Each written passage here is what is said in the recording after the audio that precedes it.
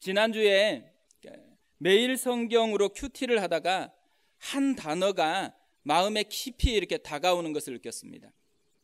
지난주 화요일 새벽 말씀이었거든요. 열왕기하 10장 31절입니다.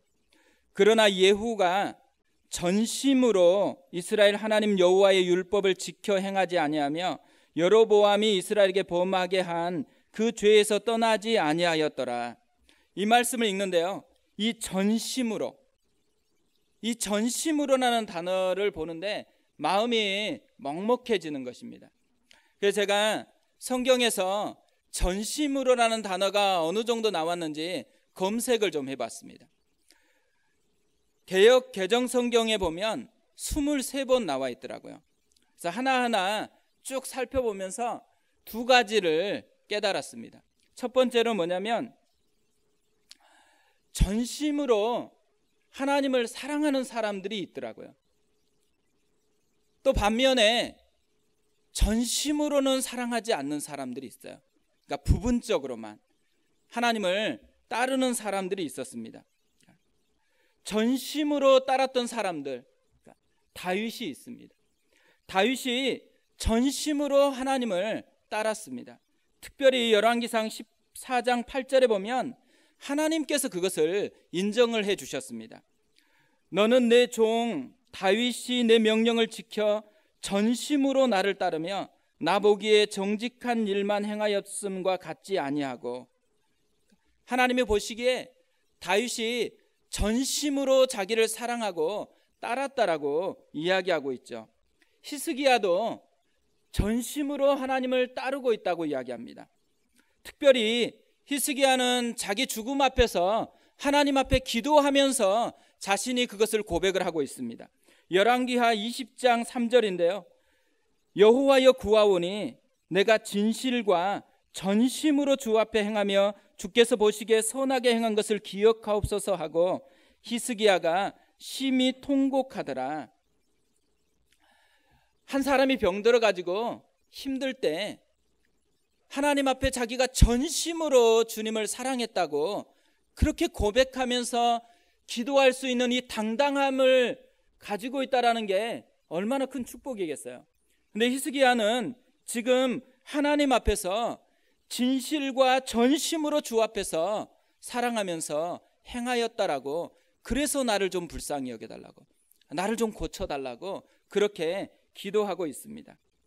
그런데 제가 화요일 날 본문에 묵상했던 예후라는 사람은 전심으로 하나님을 따르지는 않았어요. 대신 부분적으로는 하나님을 따랐던 사람입니다. 그러니까 우리가 이곳에서 이렇게 예배를 드리고 있는데요, 우리 속에 전심으로 하나님 앞에 예배할 수도 있고요, 부분적으로만 하나님 앞에 예배할 수도 있다라는 거죠.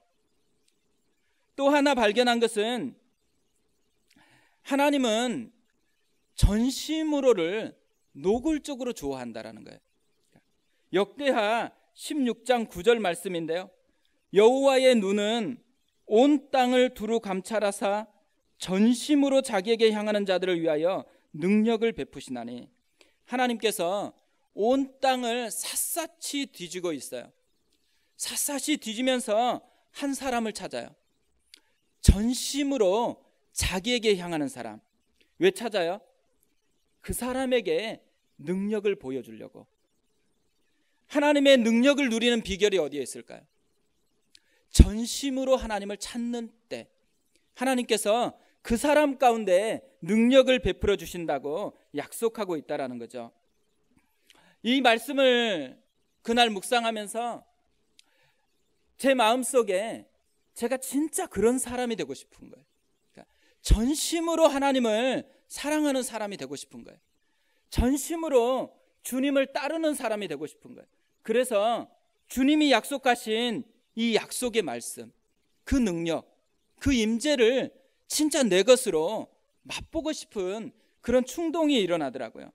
그러면서 저뿐 아니라 성도님들, 우리 교회에서 예배를 드리는 한 분 한 분이 이 전심으로 하나님을 찾는, 그래서 하나님을 경험하고 하나님의 능력을 경험하는 그런 은혜를 좀 누렸으면 좋겠다라는 마음이 들더라고요.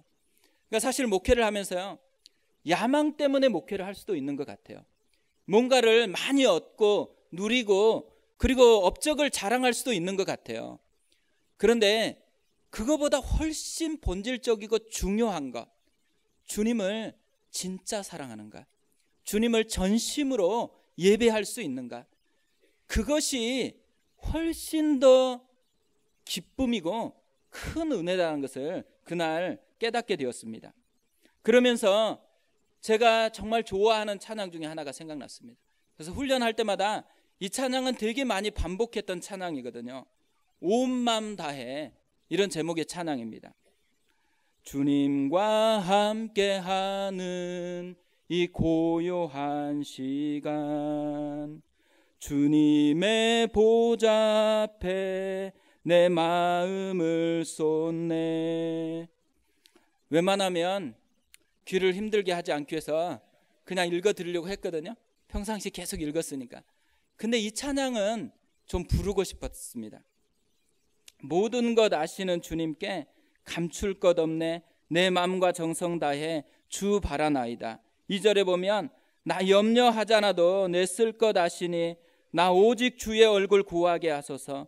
다 이해할 수 없을 때라도 감사하며 날마다 순종하며 주 따르오리다. 후렴은 우리 좀 같이 한번 불렀으면 좋겠습니다. 온 마음 다해 사랑합니다. 같이 부르겠습니다. 온 마음 다해 사랑합니다. 온 마음 다해 주 알기 원하네, 주 알기 원하네. 내 모든 삶 당신 것이니, 모든 삶 당신 것이, 주만 섬기리 온 마음 다해, 주만 섬기리 온 마음 다해. 우리가 이 아침에 이 가사 그대로 우리 마음속에 고백이 되었으면 좋겠습니다. 그래서 진짜 온 마음 다해서 주님을 사랑했으면 좋겠어요. 온 마음 다해서 주님을 알고 싶은 내면 속에서 충동이 좀 일어났으면 좋겠습니다. 그래서 그분의 임재를 맛보는 사람, 그분의 능력을 내 것으로 맛본 고백이 있는 사람이 됐으면 좋겠습니다. 사실 이 마음으로 이 말씀을 묵상을 했거든요. 오늘 말씀은 2차 갈릴리 사역의 마지막 부분에 기록된 부분이에요. 마가는 이 예수님의 행적을 기록하면서 2차 갈릴리 사역을 두 가지 관점으로 기록을 했습니다. 첫 번째로는 예수님이 했던 4가지 비유 설교를 가지고 말씀을 전했어요. 그리고 두 번째로는 이 비유 설교가 끝마치자마자 4가지 기적의 사건을 기록하면서 이 말씀을 이어왔는데, 오늘은 4가지 기억 사건 후에 고향으로 갔었던 일에 대해서 기록을 하고 있습니다. 오늘 본문이 사실 지난주에 설교했어야 될 본문이거든요. 그래서 2주간 이 말씀을 묵상을 했는데, 지난주까지는 처음에 묵상할 때 이 사람들의 반응에 초점이 맞춰져서 묵상을 했어요. 그리고 지난주 설교는 그거에 맞춰서 설교를 준비하다가 본문이 바뀌면서 이제 다른 부분으로 또 오게 됐는데요. 이 사람들의 믿음으로 반응하지 않는 것 때문에 일어났었던 일들을 쭉 살피면서 설교를 준비하다가 화요일 날 전심으로 온 마음 다해 이 은혜가 저한테 오면서 다시 본문을 보니까요, 이전의 것과는 전혀 다른 관점이 보이기 시작한 거예요.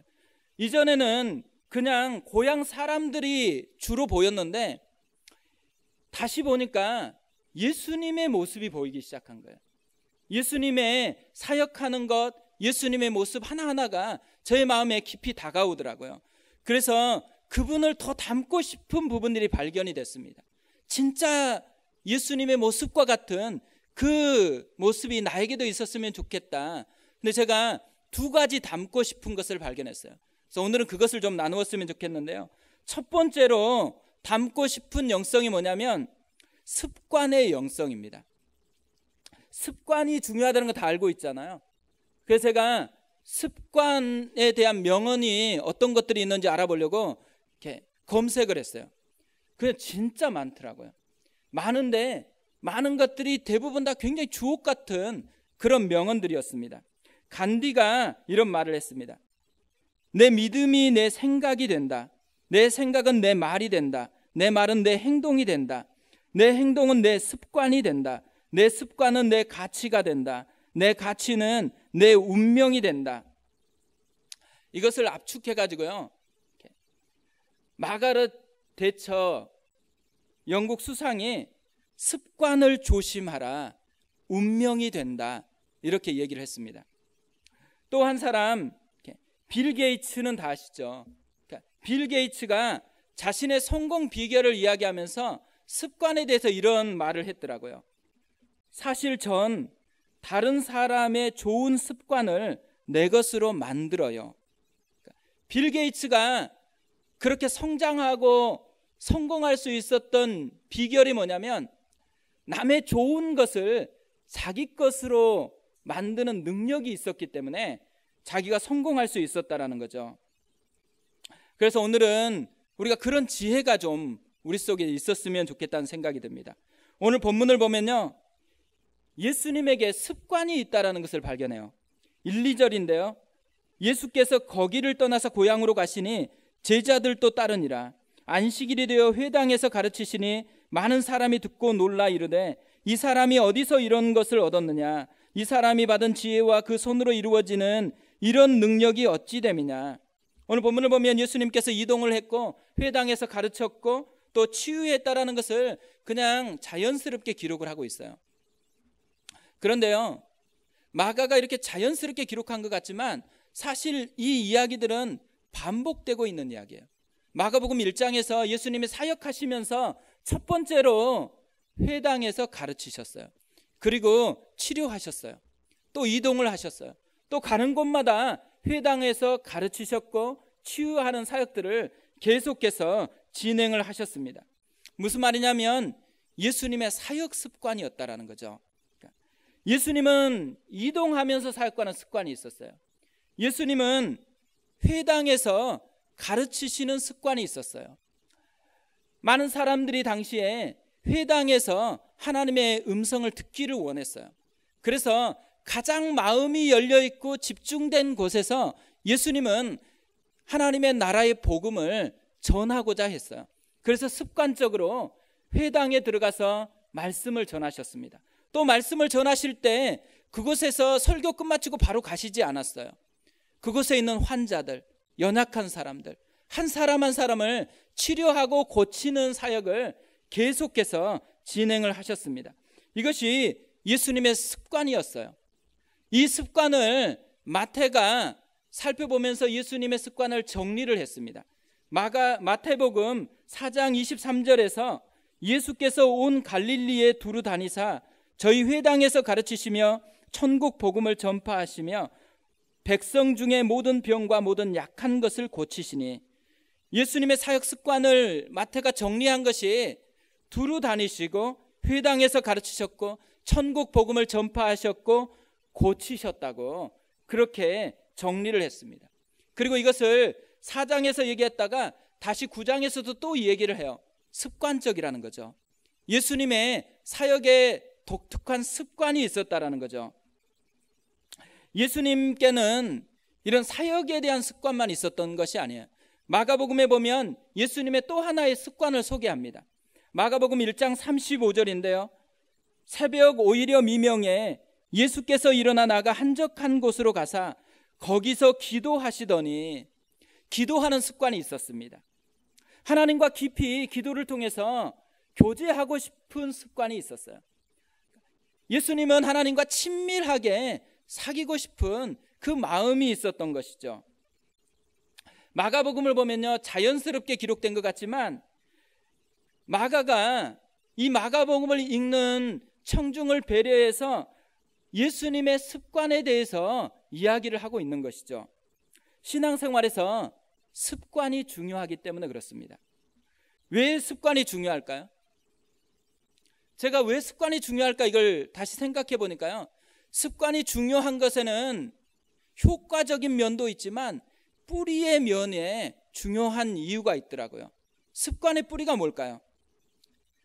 예수님의 습관을 묵상하다가 예수님에게서 발견되는 습관의 뿌리를 발견했어요. 그게 뭐냐면 우선순위라는 거예요. 예수님께서 왜 기도의 습관을 가지셨죠? 예수님의 우선순위가 하나님과 친밀하게 교제하는 것이었기 때문에 그래요. 예수님은 이 본문이 있는 그 전날 어떤 사역을 했는지를 마가복음이 기록을 하고 있거든요. 그 전날 예수님은 아침부터 저녁 밤늦게까지 굉장히 고된 하루를 보냈습니다. 밤에 너무 많은 사람들이 와가지고 한 사람 한 사람 고쳐주면서 밤늦게까지 치유하는 사역을 했어요. 그래서 피곤한 채로 잠이 들었던 그날이거든요.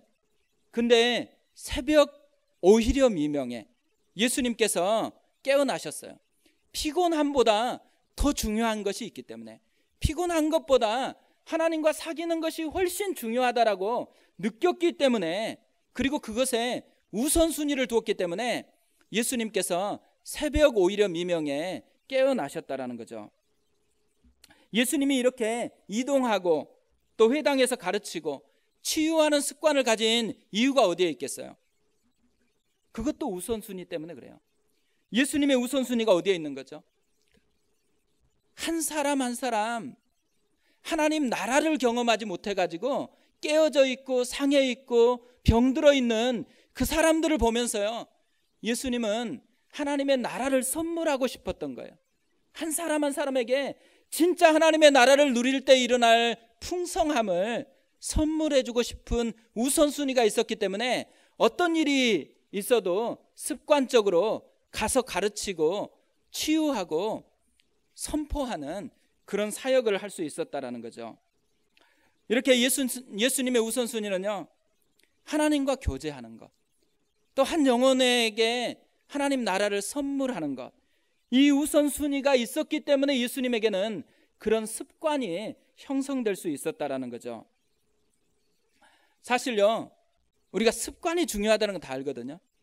근데 신앙에서도 습관이 중요하다는 것을 깨닫는 사람이 또 의외로 적은 경우가 많습니다.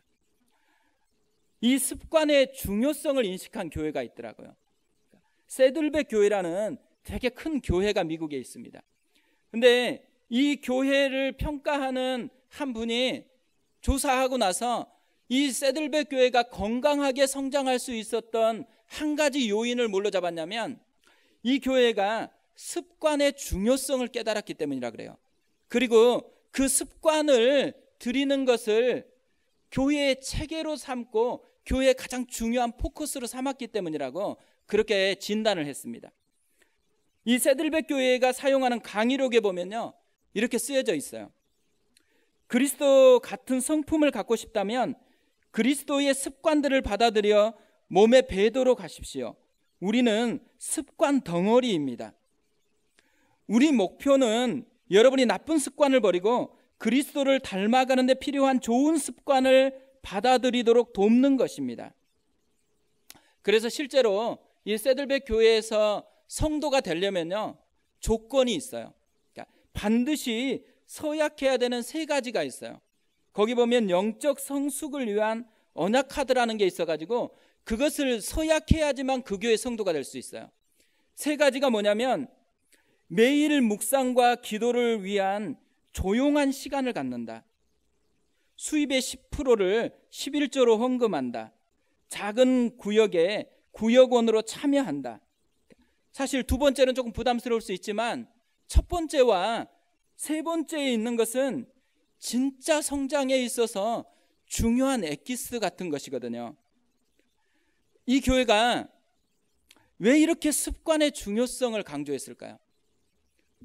알아보니까요, 성도를 성장시키기 위해서 마음은 많은데 이것도 해보고 저것도 해보고 다 해보니까 기대치대로 잘 안 되는 거예요. 그러다가 발견한 게 뭐냐면 습관이에요. 습관이 신앙 성장의 가장 큰 핵심이라는 것을 발견했어요. 그래가지고 이 교회는 모든 신앙 교육의 뿌리를 영적 습관을 들이는 것이라고 생각하고 습관을 들일 수 있는 커리로 다 바꿨습니다. 그래서 성장했다라고 얘기를 하는 거죠. 사실 이제 무더운 여름이 지나갈 것 같아요. 그러니까 오늘 하늘만 봐도 이미 확연히 달라진 것을 느낍니다. 가을이 되면 제일 많이 떠오르는 시 중에 하나가 가을에는 기도하게 하소서. 그런데 제가 가을에는 기도하게 하소서 이 시를 조금 바꾸면 좋겠다는 생각이 들었어요. 가을에는 영적 습관을 들이게 하소서. 그것이 훨씬 더 좋겠다는 생각이 들었습니다. 진짜 이 가을에 좋은 영적인 습관을 들이셨으면 좋겠어요. 그래서 하나님과 가까이 나아갔으면 좋겠습니다. 하나님과 가까이 하기 위해서 필요한 습관이 뭘까요? 말씀을 가까이 하는 거예요. 하나님은 말씀을 통해서 우리에게 말씀하세요. 말씀을 가까이 하는 삶, 기도하는 삶, 기도를 통해서 하나님의 임재를 경험해요. 기도하는 삶의 습관을 들였으면 좋겠어요. 그리고 공동체와 함께하는 삶, 또한 훈련을 추구하는 삶, 이런 삶을 통해서 습관이 잡혀지면 우리가 누릴 수 있는 게 있어요. 습관을 통해서 주님을 풍성하게 누리게 되어지는 은혜가 있다라는 거죠. 두 번째로요, 예수님에게서 담고 싶은 영성이 뭐냐면 도전의 영성입니다. 시도하지 않으면요 아무것도 할 수가 없거든요.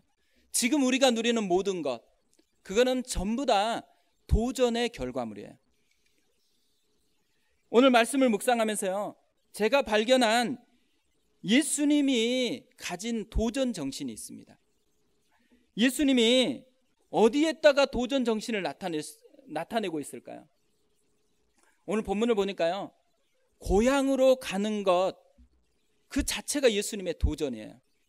1절에 보면 예수께서 거기를 떠나사 고향으로 가시니 제자들도 따르니라.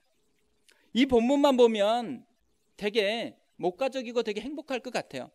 저도 고향에 가면 마음이 설레거든요. 그리고 순천까지 사실 되게 먼 거리인데 그래도 그렇게 힘들지 않아요. 부모님을 볼 수 있고 가족들을 볼 수 있고 또 제가 놀았었던, 어렸을 때 자라났었던 많은 추억들을 만날 수 있기 때문에 고향에 가는 것은 행복한 일이지 도전하는 그런 일은 아니에요. 그런데 왜 예수님에게는 고향에 가는 것이 도전에 가까운 것이 됐을까? 사실 예수님께서 이 전까지 4가지 기적을 행했잖아요. 그러면서 환호를 받았어요.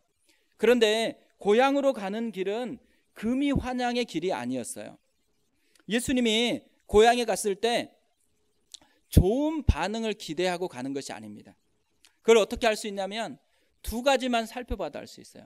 첫 번째 뭐냐면 마가복음 3장에서 예수님과 가족들이 만났던 장면만 살펴봐도 알 수 있어요. 사실 이미 살펴봤지만 예수님은 고향에서 좋지 않는 소문이 파다하게 퍼져 있었어요. 21절인데요. 예수의 친속들이 붙들러 나오니 이는 그가 미쳤다 하밀러라. 미쳤다는 소문이 퍼졌어요. 그래서 예수님의 어머니와 동생들이 이 미친 형이나 아들을 잡아가려고 예수님께 찾아왔다라는 것이 3장에 있었던 현장의 일이었어요.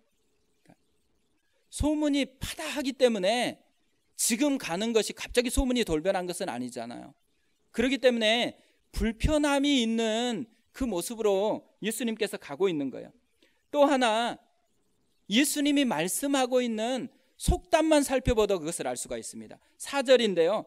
예수께서 그들에게 이르시되 선지자가 자기 고향과 자기 친척과 자기 집 외에는 존경을 받지 못함이 없느니라 하시며, 예수님께서 말씀하신 이 선지자에 대한 말씀은 당시에 속담으로 있었던 말을 예수님께서 인용한 거거든요.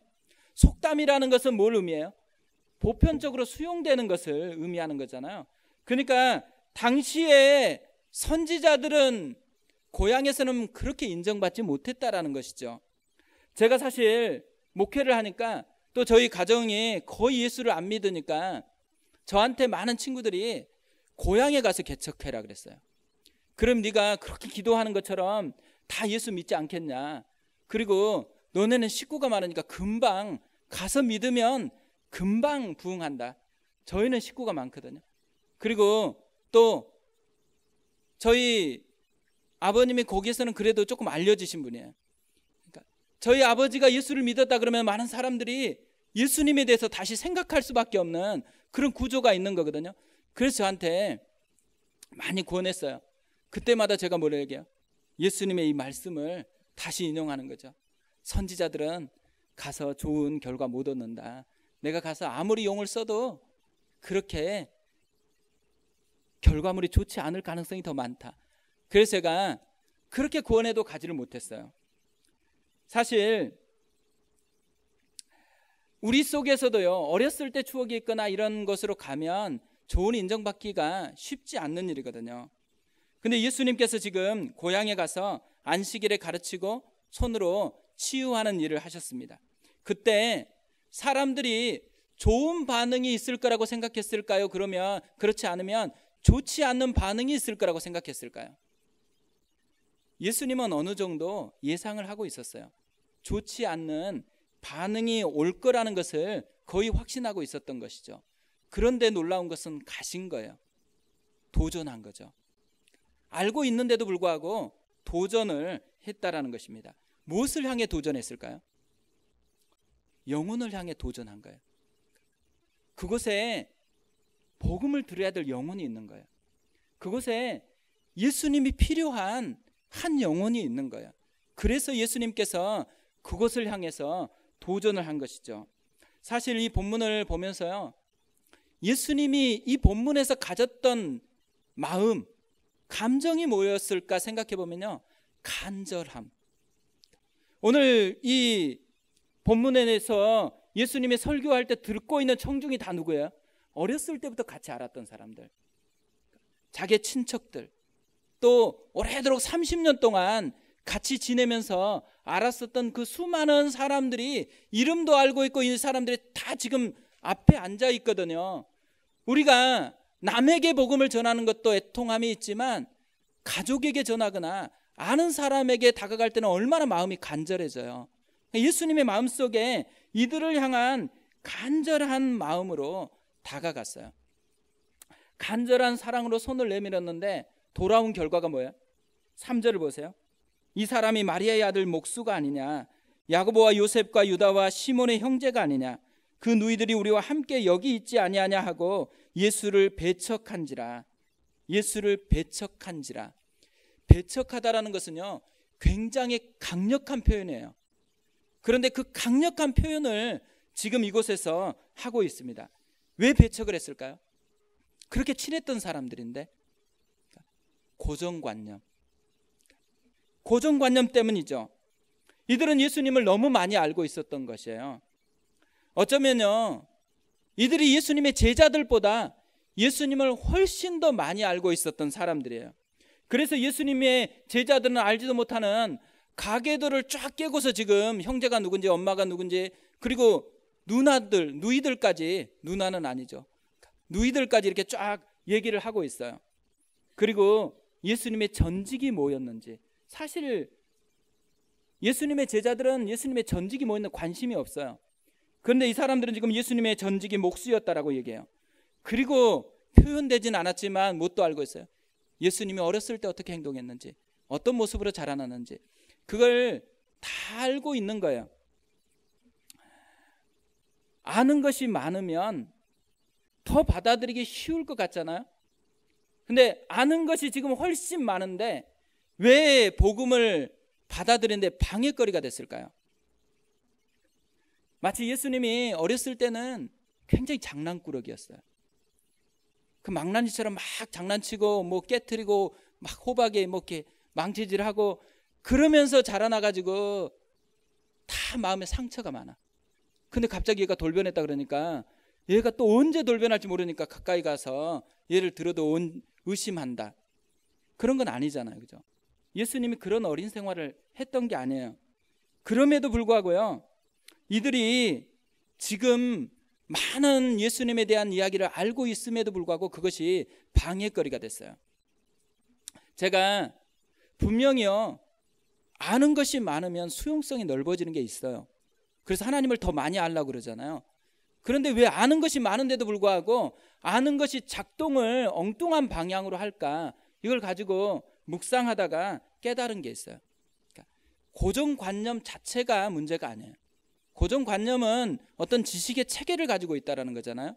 그 체계 자체가 문제가 아니고 그 체계가 어디로 연결되고 있느냐가 훨씬 더 중요한 문제라는 것을 깨닫게 됐어요. 오늘 이 사람들이 가지고 있는 이 고정관념이 어디로 뿌리를 내리고 있는지를 보면 이 답을 알 수가 있는 것 같아요. 지금 이 사람들은 예수님을 아는 지식에 대해서 반응하는 게 아니에요. 뭐에 대해서 반응해요? 자기가 원하는 예수에 대한 생각에 반응하는 거예요. 이들이 지금 예수님의 정보를 계속 나열을 하고 있습니다. 나열을 하면서 이들의 마음속에 예수님에 대한 정보를 가치 있게 여기는 게 아니고요, 뭘 표현하는 거예요? 옛날에 자기가 똑같았는데 갑자기 떠가지고 왔다라는 기분 나쁨, 그러니까 자기 욕망을 지금 표현하고 있는 거예요. 옛날에는 자기보다 못한 목수 직업이었어요. 그리고 옛날에 그렇게 뛰어나 보이지 않았어요. 그런데 갑자기 어느 날 뜨는 사람이 돼가지고 와서 가르치고 또 기적을 행하고 있는 모습을 보면서 이들의 마음속에 달갑지 않는 그런 불편한 상한 감정이 나오고 있는 것이죠. 결국 고정관념이 나쁘다라는 것은요, 지식의 문제가 아니고요, 그 뿌리가 어디로 연결됐는지, 욕망에 연결되어 있는지 아닌지가 문제인 것이죠. 우리도 마찬가지예요. 사실 하나님을 아는 것은 되게 중요해요. 그러나 아는 것이 때로는 하나님을 예배하는데 방해가 될 수도 있어요. 하나님을 아는 삶이 더 많아지면 어떻게 돼야 돼요? 더 주 앞에 나는 아무것도 아니고 주밖에 붙들 뿐이 없다라고 간절함으로 주님을 예배해야 되잖아요. 그런데 어떤 사람은 아는 것 때문에 평가하고 아는 것 때문에 하나님을 등지는 사람들이 많아요. 그러면서도 교회에서는 열심히 해요. 잘 모르는 거죠. 그런데요, 그 사람의 뿌리에 뭐가 있는 거예요? 주님의 진리가 끄는 게 아니고 욕망, 죄로 깨진 자기 욕망이 자꾸 자기의 삶을 끌고 간다라는 것을 인식하지 못하기 때문에 그런 열매를 맺게 되어진다라는 거죠. 그러니까 이들 속에 문제는 지식의 문제가 아니고 그 욕망의 뿌리를 끊어버리지 않는 것이 문제였다라는 거죠. 이들이 예수님을 배척해서 어떤 결과를 얻게 되어집니까? 5절에 보면 거기서는 아무 권능도 행하실 수 없어 다만 소수의 병자에게 안수하여 고치실 뿐이었고 아무 권능도 행하실 수 없었어요. 예수님을 경험할 기회, 우리가 예수님을 한 번이라도 맛봤으면 얼마나 좋겠어요. 내가 기도할 때 예수님이 음성으로 말씀해 주시면 얼마나 좋겠어요. 내 어려운 삶에 예수님이 다가와서 능력을 베풀어 주신다고 하면 얼마나 좋겠어요. 근데 그날 그 현장에 있어요. 예수님이 그 능력을 행하려고 왔고 그 임재를 보여주려고 왔고 하나님의 나라가 얼마나 풍성하신지를 알려주려고 그 현장에 있는 거예요. 그런데 지금 이들이 그 기회를 놓쳐버렸어요. 욕망에 뿌리를 두었던 것 때문에 이런 좋은 기회를 놓쳐버렸다라는 거죠. 예수님이 도전한 또 하나가 있어요. 예수님이 어디에 도전하냐면 불편을 향해서 도전을 하고 있습니다. 지금 예수님께서 고향에 휴가차 가는 게 아니잖아요. 너무 피곤해가지고 이제 집에서 엄마하고 좀 쉬어야 되겠다. 그래서 고향을 간 게 아니에요. 영혼들 때문에, 거기에 있는 영혼들도 하나님의 음성을 들어야 됐기 때문에 예수님께서 그곳을 찾아갔습니다. 그런데 지금 무시하고 배척하는 그 현장이에요. 그리고 그것을 알고 있어요. 뭐예요? 마음속에 환호를 해주면 좋지만 불편하잖아요. 자기를 향해서 불편해하는 그 사람들을 향해서 예수님께서 도전하는 거예요. 불편을 향한 도전. 그것을 지금 예수님께서 하고 있다라는 거죠. 왜냐하면 복음이 전해져야 되기 때문에. 불편한 게 중요한 것이 아니었어요. 예수님에게는 복음 전할 기회가 훨씬 더 중요하고 간절했기 때문에 예수님께서 불편을 향해서 도전하고 있습니다. 신앙생활이 성장하기 위해서 가장 중요한 것 중에 하나는요, 불편을 향해서 도전하는 것입니다. 제가 분당우리교회에 있으면서 불편의 영성이라는 걸 배웠어요. 사실 불편과 영성은 좀 안 어울리는 단어잖아요. 그런데 목사님께서 어느 날 불편의 영성이라는 것을 말씀하셨어요. 그리고 이 불편의 영성을 실제로 구현되는 시간을 가졌어요. 7년 전에 이 드림센터가 오픈을 했어요. 7년 전에 드림센터가 오픈했을 때 제가 이 드림센터 안내를 담당하는 교육자였거든요. 그래서 이제 시작되는 그날이 언제였냐면 12월 말이었어요. 그리고 그날 엄청 추웠어요. 근데 밑에 있는 지하 주차장을 오픈하지 않았어요. 왜 오픈하지 않았냐? 주차할 수 있는데도요, 불편의 영성을 실제로 구현하기 위해서 주차장을 다 크로징했어요. 당일날 조금 걱정이 되더라고요. 얼마나 올지, 어떻게 올지 너무 걱정돼서 여기 본당 이런 데서 안내를 하는 게 아니라 자꾸 바깥에 가서 어느 정도 오는지를 보는 거예요. 근데요, 진짜 놀라운 일이 벌어졌어요. 너무 많은 사람들이 아이들 손잡고 오는 거예요. 진짜 꼬맹인데 그 추위에 걸어서 오는 거예요. 서현역에서 또 곳곳에서 막 걸어오는데 너무 가슴이 뛰는 거예요. 진짜 하나님이 살아있다라는 느낌이 드는 거예요. 아이들 막 짜증낼 것 같은데 그 추위에요, 표정이 좋아요. 그리고 사람들이 표정이 좋아요. 왜 그럴까요? 불편함은 싹 사라지고요, 지금 이곳에서 처음으로 예배를 드리는 거잖아. 그리고 하나님 앞에 헌금하고 또 하나님 앞에 이것을 놓고 기도했는데 그 역사적인 흔적을 남기는 현장의 주인공이 되기 때문에 다 마음에 기쁨을 가지고 찾아왔더라고요. 제가 그날 마음속에 깊이 느낀 게 있었어요. 불편함이 꼭 나쁜 건 아니라는 거예요. 불편함이 하나님께 연결될 수만 있다 그러면 그것이 훨씬 더 사람들에게 위대한 흔적을 남기는 거구나. 신앙이 진짜 가슴에 깊이 아로새겨지게 하는 기회가 불편을 향해서 도전하는 거구나, 이걸 느꼈어요. 그리고 또 하나 발견한 게 뭐냐면요, 그 꼬맹이들도 불편의 영성을 실제로 감당할 수 있는 거구나, 이걸 느꼈어요. 우리는 너무 상처받을까 봐, 또 뭔가 좀 힘들까 봐 뭘 요구하지 않거든요. 요구하지 않으니까 어떤 일이 발생해요? 성장이 안 되는 거예요.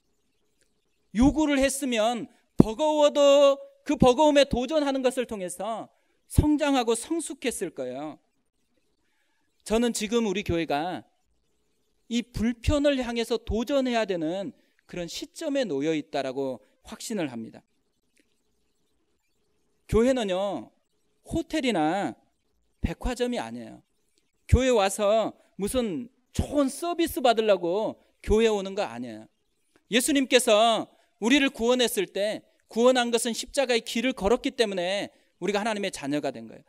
그리스도인이 됐다라는 것은 이미 십자가의 길을 걷기로 작정했다라는, 불편을 향해서 도전하겠다라는 마음을 고백한 사람이 크리스찬인 것이죠. 교회에서는요, 불편을 향해서 도전을 해야 됩니다. 내가 그리스도인이다 그러면 불편을 향해서 도전하는 사람이 돼야 되는 거예요. 특별히 우리가 이제 개척을 하고 이게 진행되니까 많은 사람이 친밀감에 대한 어려움이 있는 것 같아요. 그럴 수밖에 없잖아요. 이제 만났는데. 그런데 친밀감을 누리는 방법이 뭐예요? 불편함으로 도전하는 거예요. 조금 모르는 사람에게 다가가서 인사를 하고 또 소개를 하고 그러면서 친밀해지는 도전을 끊임없이 하지 않으면, 그러면 친밀감을 누릴 수는 없는 거예요. 친구가 되고 싶다 그러면 친구가 되고 싶다라고 표현하는 도전이 있어야 되는 것이죠. 또 만나서 대화해보면요, 특히나 이제 우리 교회 같은 데로 오는 분들은 뭐예요? 신앙 성장을 꿈꿔요. 하나님을 또 색다르게 좀 맛보고 싶은 마음이 간절하게 남아있는 거예요.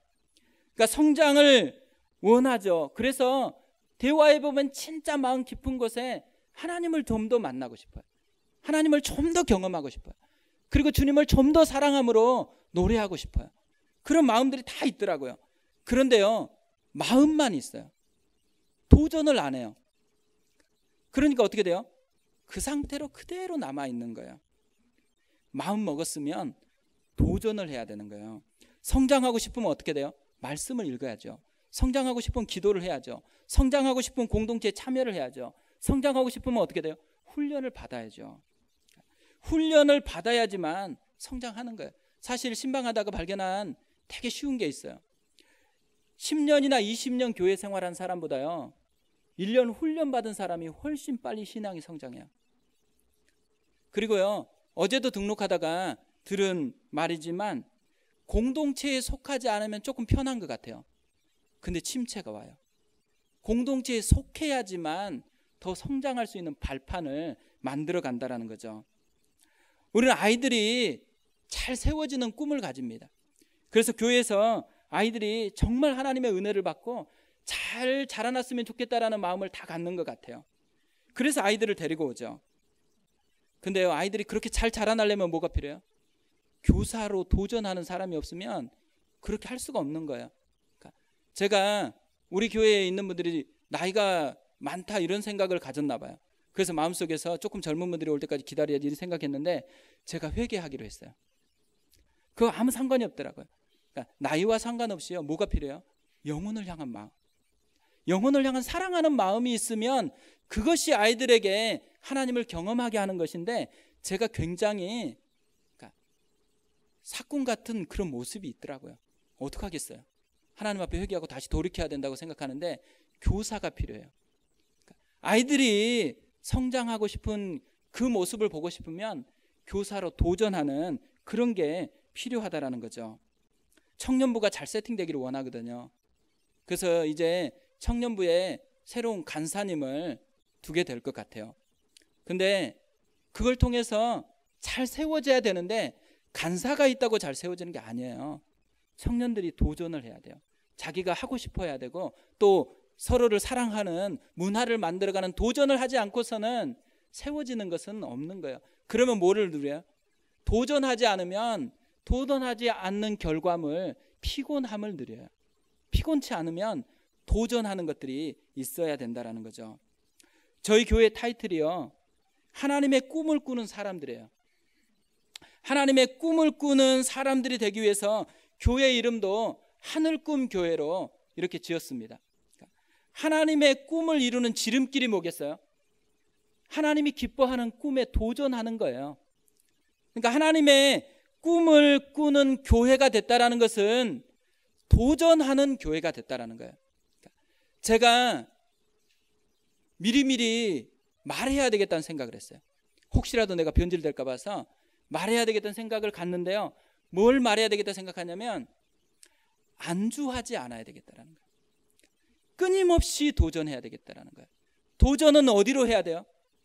우리 교회를 위한 도전을 하는 게 아니고 예수님이 품었던 것, 주님과 더 사귀고 싶어가지고 기도하는 습관을 가졌고, 예수님이 그 영혼들, 한 영혼을 더 건지고 싶어서 자기를 불편해하는데도 그 불편함을 향해서 도전했던 것처럼 도전하는 교회가 되고, 그 도전하는 것으로 말미암아서 이루어지는 결과물을 누리는 교회, 그것이 우리 교회의 사명이라고 생각합니다.